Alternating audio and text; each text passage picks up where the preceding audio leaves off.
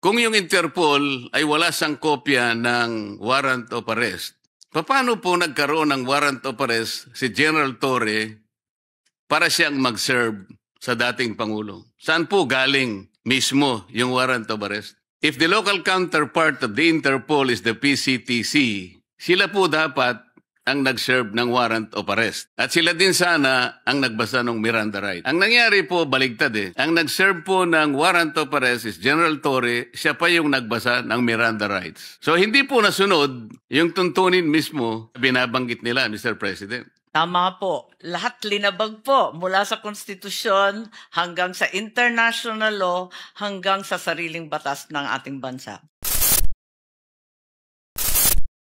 Ang pagkasabi nung dating DOJ Secretary Remulla na ito ang nagbibigay daan para sa pag-aresto, sa kidnap at sa extraordinary rendition ni President PRRD without any warrant of arrest or any order issued by a Philippine court. So, in my opinion po, and clearly from the transcript of the investigation conducted by this body, then Secretary Remulla appeared to be of the stance that an administrative arrest can be done under the word surrender. This is a case of first impression. There is nothing in our laws that convinces me that this is the case, and because of that, I filed a case against him for usurpation of judicial functions, arbitrary detention, grave threats, grave misconduct, conduct prejudicial to the best interest of the service, at the Ombudsman, who almost instantly dismissed it. It's now pending in the Supreme Court with certiorari and other cases. What is the participation, if any, Mr. President, of the Department of Foreign Affairs in the entire exercise? Because the discussion has been whether this is extradition or surrender, the primordial question would be whether there exists a bilateral extradition treaty between the foreign state and the Philippines, such that it allows a request for extradition. So what was the position taken by the DFA? Did the DFA lift its finger in the entire process, like advising an agency or a person or any office from undertaking the whole exercise, considering our jurisdiction? Inasmuch as to their mind, there was no extradition treaty of the Philippines with both the Kingdom of Dubai as well as the Netherlands. The Netherlands. The DFA states that the ICC judicial process lies outside its mandate and does not form any part of its obligations under Philippine extradition law. Because the extradition request was never made, there is no extradition treaty, hence it's outside of the ambit of foreign policy. Yes, Mr. President. The law says surrender or extradite. There is no extradition treaty existing between our country and Netherlands. And there is also any other treaty na applicable dito. Kasi kung hindi po ako nagkakamali, 2 taon na po tayo nag-withdraw sa Rome Statute. Even that one, they cannot benefit from that. So what is the difference really between surrender and extradition? Except for the spelling. To my mind, surrender is unclear because there is no well-delineated definition or process in our laws. Extradition, on the other hand, is fairly clear-cut. In any case, what appears to be clear is that with extradition, there should be, in all cases, a filing of a petition by the DOJ and the RTC. The RTC should issue summons, and thereafter, if it sees fit, issue a warrant for the arrest of the accused. All of this did not occur. DFA further states that the ICC is not a sovereign state. Hence, any request for the surrender of a person to it will not be handled by the DFA but by the law enforcement authorities. So that appears to be the situation with the kidnapping, as it were, of former President Duterte. Mr. President, when the former president was arrested in March this year, he was arrested and detained shortly at the Villamor Air Base until he was turned over to the ICC in The Hague, Netherlands. Yun po yung nangyari. Tama po? Yes, tama po. Ang sabi po ng ating pamahalaan, we simply cooperated with the Interpol, not with the ICC. Is that correct? Yun po ang dahilan nila, pero maliwanag na yung Interpol hindi na naman nagbigay ng anumang red alert. Ang pagkakaalam ko po, although hindi naman official po na inamin, yung ICC po ay nag-issue raw ng warrant of arrest against the former president. Tama, wala po, kundi simpleng diffusion notice lang po ang pinamigay. Na napakaliwanag dun sa diffusion notice na kinakailangan ng warrant of arrest na manggagaling sa mga authorized court. But Mr. President, may hawak nga po silang kopya ng warrant of arrest pero wala po sa papel. Nandun lamang sa cellphone ni General Torre at the time. Tama. Yun din ang sinabi. Yun din ang salaysay ni General Torre na pinakita daw niya sa cellphone at lumipas ang ilang oras bago binigyan ng maayos at hard copy, ika nga. Kung Interpol po ang pinagbigyan ng ICC and the Interpol is the one to serve the warrant of arrest to the former president, which office is the local counterpart of Interpol in this country, Mr. President?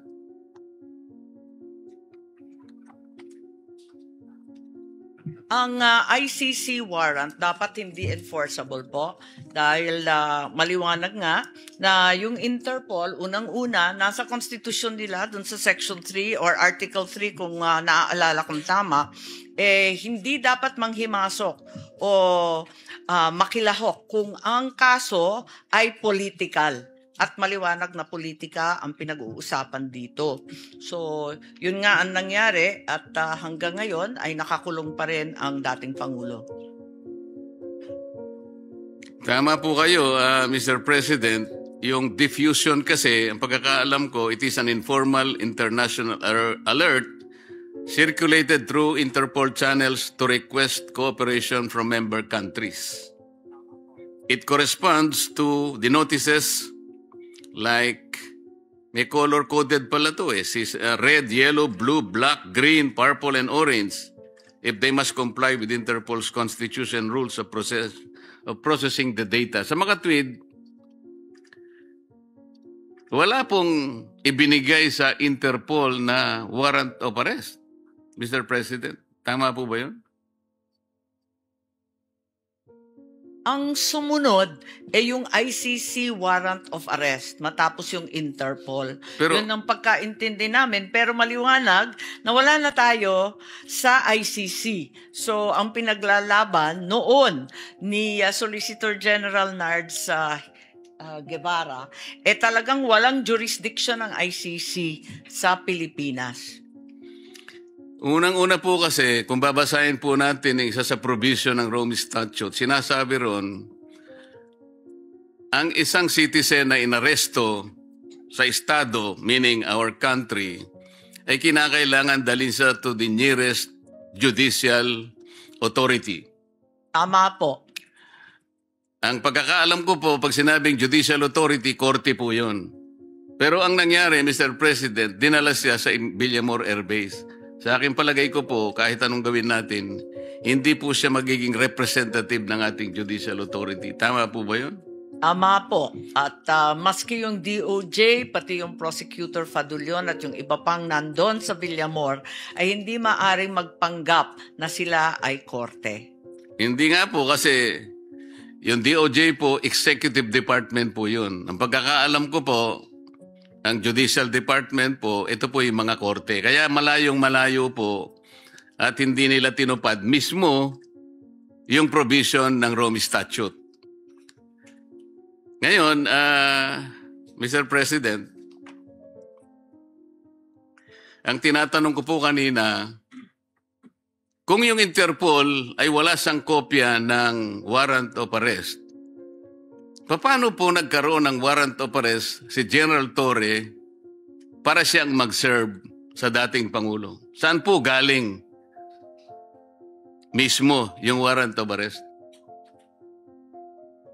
Yes, ang pagkaalala ko dun sa hearing, pinadala electronically ng ICC dun sa kanilang counterpart dito sa Pilipinas, which is the Philippine Council for Transnational Crime.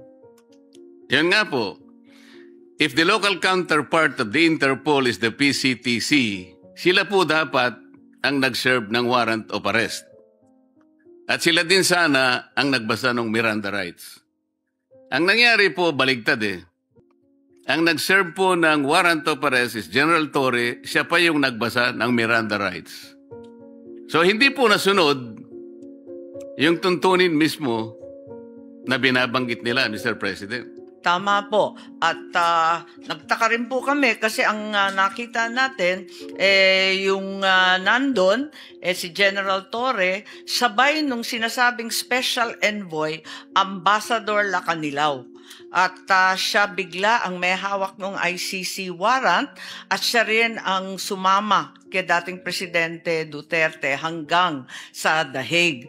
Pinagtatakahan po dahil yung NCTC ay walang alam sa pag-a-appoint niya at pagbibigay ng otoridad sa kanya. So sa mga tweet po, maski na sa ating local jurisdiction, Mr. President, yung pong mga subpoena o mga court order, lahat po ng order ng korte, ang sheriff po ang nagdadala. Nagpapatulong lang siya sa pulis kung kinakailangan, pero hindi po pwedeng mawala yung sheriff. Dito po sa pangyayaring ito, yung sheriff, dapat yung executive order ay executive director ng PCTC ang nag-serve ng warrant at siyang dapat na nagbasa ng Miranda warnings. Tama po? Tama po. Lahat linabag po mula sa konstitusyon hanggang sa international law hanggang sa sariling batas ng ating bansa. Wala po bang sinabi o ginawa ang DFA, Mr. President? Alam po nila na ito'y tahasan na paglabag sa karapatan ng isang mamamayan. Huwag na nating sabihin siya'y dating Pangulo, kahit na po hindi dating Pangulo. Lahat po ng mamamayang Pilipino ay saklaw ng karapatan na nasasaad sa ating saligang batas. Lalong-lalo na po yung sinasabi nating no person shall be deprived of life, liberty, and property without due process of law. Dito po, talagang walang due process eh. Nagsalita po ba o gumawa man lang ng aksyon ang DFA sa anumang kaparaanan para ito'y maipaalam natin doon sa grupo ng mga tao o opisina na gumawa ng bagay na ito laban sa dating Pangulong Rodrigo Duterte? Ang tanging nagawa lamang ng DFA, pagkat sila na rin ang huling nakaalam ng mga pangyayari, yung mga welfare check nung dumating na sa detention center ng The Hague ang dating Pangulo. Dahil ang tumayong kinatawan ng DFA pati ng NCTC ay si Ambassador Lacanilaw. Yung welfare check, ginawa ng DFA tulad ng ginagawa nila para sa iba't ibang kababayan natin sa ibang bansa, para sa physical, mental health, legal status, communication sa pamilya, humanitarian aid, access to counsel, at iba't iba pa.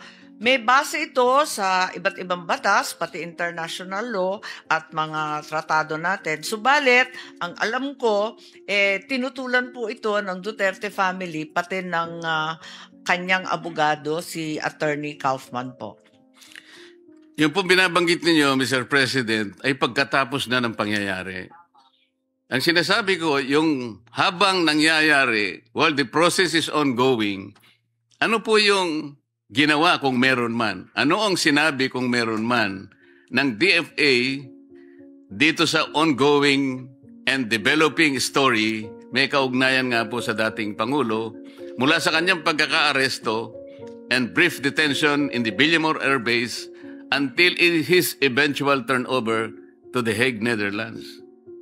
As a principal agency of government, gusto naming malaman, meron po ba kayong in-advise man lang? Meron kayong ginawa? Kung meron man,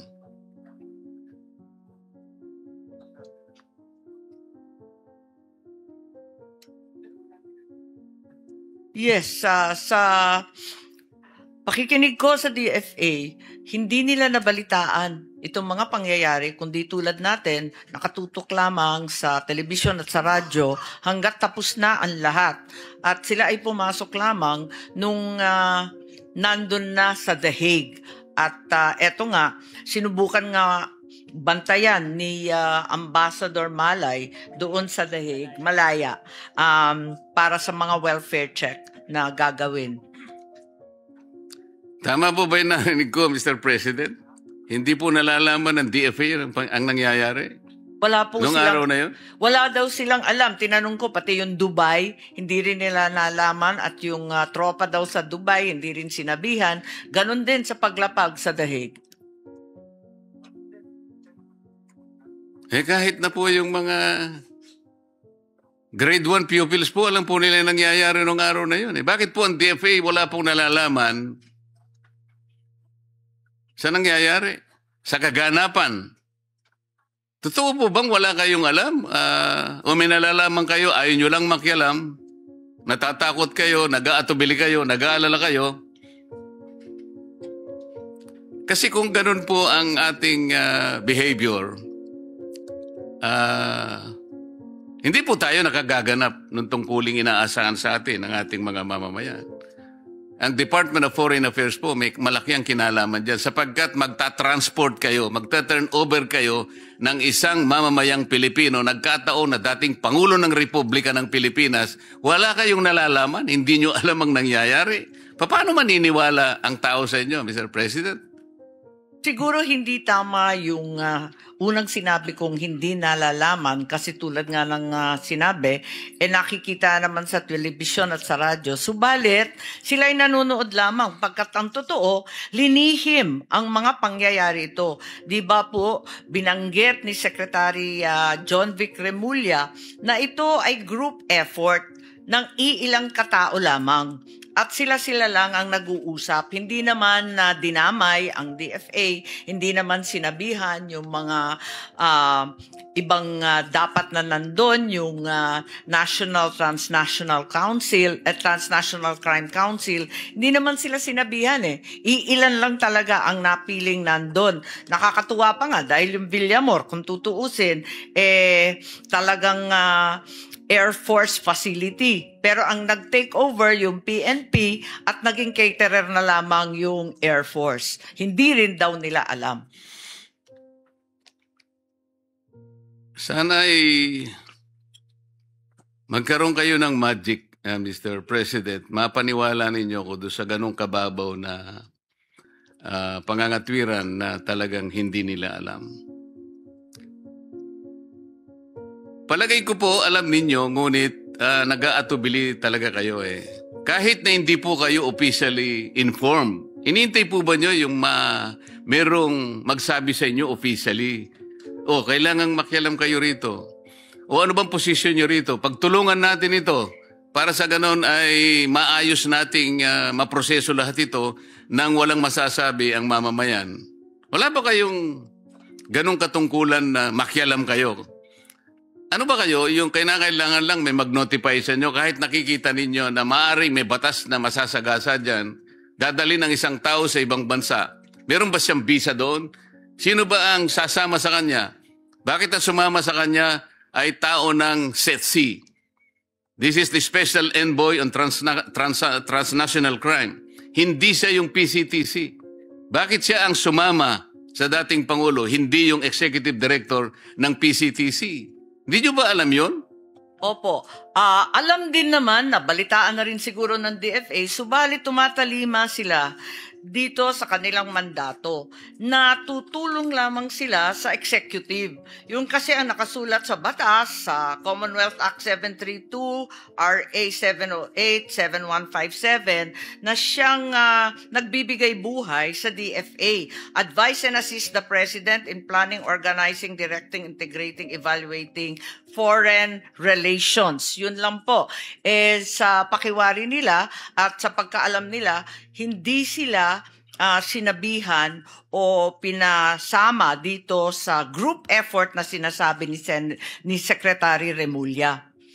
Masyado namang napaka-parochial po nung tinuntun po ninyong argumento, Mr. President. Mas mataas pa po ba sa Constitution po yung sinasabi ninyong pinanggagalingan yung legal basis? Ang sinasabi po sa Constitution, dapat magkaroon ng due process ang isang mamamayan, lalo na kung ang pinag-uusapan ay yung kanyang buhay, yung kanyang kalayaan, at ang kanyang mga tinatangkilik. Yun po yung fundamental provision.